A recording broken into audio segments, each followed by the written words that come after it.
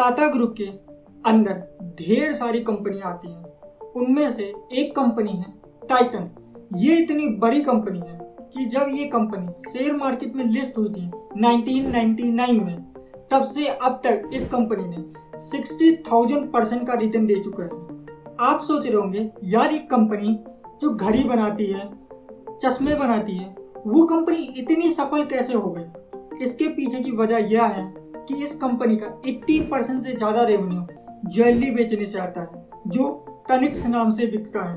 आज हम देखेंगे उसी कंपनी के बारे में, जो कंपनी जब 1996 में इस कंपनी का पहला स्टोर ओपन हुआ था, तब 5 साल तक ये कंपनी बुरी तरीके से लॉस में थी। हालत यहाँ तक आ गए थे कि इस कंपनी को बंद करने की बातें हो रही थी। लेकिन फिर तनिक्स ने कुछ ऐसे चेंजेस किए जो हर बिजनेसमैन को देखना चाहिए और समझना चाहिए, जिसकी बदौलत न केवल इन्होंने अपनी मार्केट को बदला, बल्कि पूरी तरीके से इंडियन ज्वेलरी सेगमेंट को ही बदल के रख दिया। और इसी की बदौलत इन्होंने पिछले साल 23,000 करोड़ रुपए का सेल किया। तो देखते हैं इस कंपनी के बारे में। सो बेसिकली टाइटन कंपनी 1984 में स्टार्ट हुई थी। उस समय इस कंपनी का एकमात्र काम था घड़ियां बना के बेचना। और उस समय ये क्या करते थे, घड़ी बनाने का जो भी इक्विपमेंट लगता था वो बाहर से इंपोर्ट करते थे।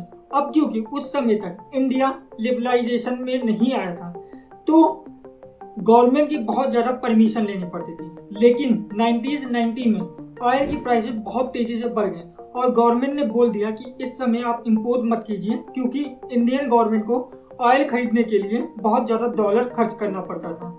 अब यहाँ पर टाइटन फंस गया, क्योंकि उसे घड़ी बेचने के लिए सामान इंपोर्ट करने थे और उसके पास डॉलर नहीं थे। फिर उसने सोचा ऐसा करते हैं कि ज्वेलरी बनाना शुरू करते हैं, जिसके कारण हम इसे फॉरेन में भी बेच पाएंगे और डॉलर खुद ब खुद इकट्ठा कर लेंगे। और इसी तरीके से तनिष्क की शुरुआत होती है। लेकिन जब ये कंपनी शुरू हुई थी, 5 सालों तक बुरी तरीके से फेल हुई थी और इसका लॉस 150 करोड़ रुपए तक पहुंच गया था। फिर इन्होंने सोचा यार, इंडिया में सब लोग ज्वेलरी खरीदते हैं, फिर हमसे क्यों नहीं ज्वेलरी खरीद रहे हैं? और इस बात का पता करने के लिए इन्होंने मैकेंजी को हायर किया। और मैकेंजी ने 2 मेन रीजन दिए। अगर आप इसे सुनेंगे तो आप खुद ब खुद रिलेट कर पाएंगे। पहला रीजन मैकेंजी ने यह बताया कि इंडियन लोग जो गोल्ड खरीदते हैं वो ट्रेडिशनल वे से खरीदते हैं। यानी कि आपने भी देखा होगा, आपके फादर और मदर उसी ज्वेलर से ज्वेलरी ले रहे होंगे जिसके यहाँ से आपके ग्रैंड पेरेंट्स ने लिया होगा, या फिर उनके भी पेरेंट्स ने लिया होगा। यानी कि एक ही फैमिली ज्वेलर से पुश्त ब पुश्त सब लोग ज्वेलरी खरीद रहे हैं। दूसरा एक और रीजन है कि उस समय टाटा ग्रुप 18 कैरेट की ज्वेलरी बेचता था। क्यों? क्योंकि 18 कैरेट के गोल्ड से बहुत अच्छी डिजाइन बनता था। लेकिन इंडियन लोग ज्वेलरी सिर्फ इसलिए थोड़ी ना खरीदते हैं क्योंकि उन्हें फैशन करना है, वो इसलिए भी खरीदते हैं क्योंकि गोल्ड एक बहुत अच्छा इन्वेस्टमेंट का साधन है। और इसी कारण इंडियन लोग 22 कैरेट का गोल्ड खरीदना पसंद करते हैं, ना कि 18 कैरेट का। इन 2 चीजों से टाटा ग्रुप ने सीख ली। अब कुछ चेंजेस किए। पहला ये चेंज किया कि इन्होंने अब 18 कैरेट की जगह 22 कैरेट का गोल्ड बेचना शुरू कर दिया। और ट्रस्ट जनरेट करने के लिए ये भी करना शुरू कर दिया कि उन्होंने प्राइस टैग में ये भी लिखना शुरू कर दिया कि इस ज्वेलरी में 22 कैरेट गोल्ड है और कितने % इसमें कोई तरह के डायमंड लगे हैं या कुछ और मटेरियल यूज किया गया। सब कुछ लिखना शुरू कर दिया कि कस्टमर को ट्रस्ट जनरेट हो। दूसरा उन्होंने जो चेंज किया वो सबसे बड़ा चेंज था, जिसने पूरी मार्केट को हिला दिया।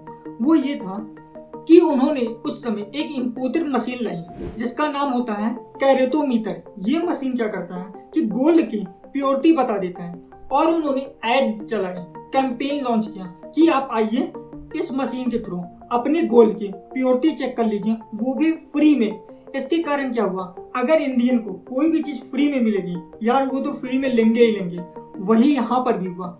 इंडियंस तुरंत पहुंच गए टाटा के शोरूम में कि हमारा भी गोल्ड चेक करके बताओ। और जब वहां पर चेक हो रहा था तो कई परिवारों को ये पता चला कि उनके फैमिली ज्वेलर ने जो प्रॉमिस किया था, गोल्ड तो उससे बहुत कम था। यहाँ पर कई फैमिली का अपने फैमिली ज्वेलर से ट्रस्ट टूट गया। अब यहाँ पर उनको जब पता चला कि वो तो कम ज्वेलरी बेच रहे हैं, तो ये सब अब कहाँ जाएंगे ज्वेलरी खरीदने, ये आना शुरू कर दिए टाटा ग्रुप ने। उसके बाद टाटा ग्रुप ने एक और बड़ा कमाल किया, वो ये किया, उन्होंने ये बोल दिया अगर आपकी ज्वेलरी में 19 से 22 कैरेट के बीच में गोल्ड है तो आप आइए, आप सिर्फ मेकिंग चार्ज दीजिए और अपने गोल्ड को 22 कैरेट में चेंज करवा लीजिए।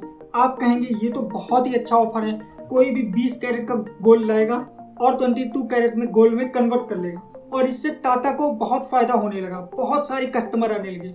और इस समय के लिए टाटा ने थोड़ा बहुत लॉस सहा, क्योंकि अगर कोई 20 कैरेट का गोल्ड लाएगा 22 कैरेट में कन्वर्ट कराएगा तो टाटा को लॉस होगा, लेकिन टाटा जानता था कि यहाँ से अगर हम लॉस लेंगे तो बाद में बहुत प्रॉफिट होगा, और वही हुआ। ढेर सारे लोग टाटा ग्रुप में आने लगे, गोल्ड अपना चेक कराते थे, अगर 19 से 22 कैरेट के बीच में निकलता था टाटा से ही उस गोल्ड के बदले 22 कैरेट का गोल्ड ले लेते थे और उनके कस्टमर बन जाते थे, और इस कारण से टाटा ग्रुप अचानक बहुत ज्यादा प्रॉफिटेबल होने लगा। फिर टाटा ग्रुप ने और बड़ा बनने के लिए क्या किया कि उन्होंने मार्केटिंग पे बहुत अच्छा ध्यान दिया। अगर आपने टाटा ग्रुप में अगर आपने देखा होगा तनिष्क की मार्केटिंग बहुत ही अच्छी होती है।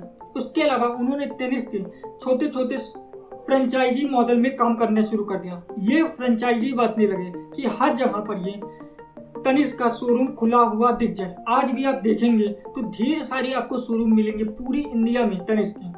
लेकिन उन्होंने सेल को स्काई रॉकेट पे पहुंचाने के लिए एक और काम किया। उन्होंने ये सोचा कि हम गोल्ड सिर्फ मिडिल क्लास लोगों को या फैमिली के लोगों को क्यों बेचें, हम इसमें डाइवर्सिफिकेशन लाते हैं। इसलिए उन्होंने एक चीज देखा कि इस समय तक जो महिलाएं हैं वो बाहर काम करने जाने लगी हैं, जिसके कारण वर्किंग वुमेन की पॉपुलेशन इंडिया में बढ़ रही है। अब जो वर्किंग वुमेन है इन्होंने जो ज्वेलरी खरीदी है पूरा सेट ये पहन के तो जाएंगे नहीं जॉब करने, तो इनके लिए लाइट और अच्छा ज्वेलरी बनाना शुरू कर दिया मिया के अंदर। इसमें ये 5,000 से 10,000 रुपए तक की ज्वेलरी बनाना शुरू कर दिया, जिसके कारण जो महिलाएं वर्किंग वीमेन हैं उनके लिए भी अगर ज्वेलरी खरीदना है तो उनके लिए भी तनिष्क के पास ऑप्शन था। उसके अलावा अगर कोई बहुत लग्जरी ज्वेलरी खरीदना चाहता है तो उसके लिए इन्होंने जोया नाम की एक फ्रेंचाइजी लॉन्च की। उसके अलावा इन्होंने और भी ढेर सारे काम किए हैं, जैसे कि आप अगर ध्यान से देखेंगे तो इंडिया में हर स्टेट में जो शादी होती है उसमें अलग अलग तरह की ज्वेलरी रिक्वायरमेंट होती है। किसी स्टेट में किसी अलग तरीके से दुल्हन सजती है, किसी स्टेट में कुछ अलग तरीके से। इसीलिए उन्होंने रिवास नाम का एक और अम्ब्रेला बनाया, जिसके अंदर वो अलग अलग रीजन के हिसाब से अलग अलग दुल्हन के लिए अलग अलग तरीके की ज्वेलरी बनाने शुरू कर दी है। और उसके अलावा उन्होंने एक और प्लेटफॉर्म बनाया गोल्डन हार्वेस्ट। इसमें उन लोगों को टारगेट करने की कोशिश की जो एक साथ पूरी ज्वेलरी नहीं खरीद सकते। इसमें क्या करते थे कि आप आइए, अगर कोई ज्वेलरी 1,20,000 की है तो ऐसा कीजिए आप 10,000 रुपए हर महीना डालिए। 11 महीने तक आपने डाला 1,10,000 रुपए, 12वें महीने की किस्त टाटा ग्रुप अपनी तरफ से दे देगा। इससे क्या हुआ कि जो लोग एक साथ नहीं खरीद सकते थे वो लोग इस तरीके से खरीद सकते थे। अब इन ढेर तरीकों से डाइवर्सिफिकेशन करने की वजह से टाटा ग्रुप का ये जो कंपनी है तनिष्क वो इतनी ऊंचाइयों तक पहुंचा कि पिछले साल इसकी सेल्स 23,000 करोड़ रुपए तक पहुंच गई। अब आप इस केस स्टडी से क्या सीख सकते हैं? पहली चीज, जब कंपनी फेल हो रही थी तो इन्होंने रीजन ढूंढने की कोशिश की। ऐसे बिजनेसमैन जब भी कंपनी नीचे जाए तो हमें रीजन ढूंढने की कोशिश करनी चाहिए। और जैसे ही इनको रीजन पता चल गया कि लोग ट्रेडिशनल तरीके से खरीदते हैं, दूसरा कि लोग इन्वेस्टमेंट के पर्पज से खरीदते हैं, तो तुरंत इन्होंने अपनी स्ट्रेटेजी चेंज की।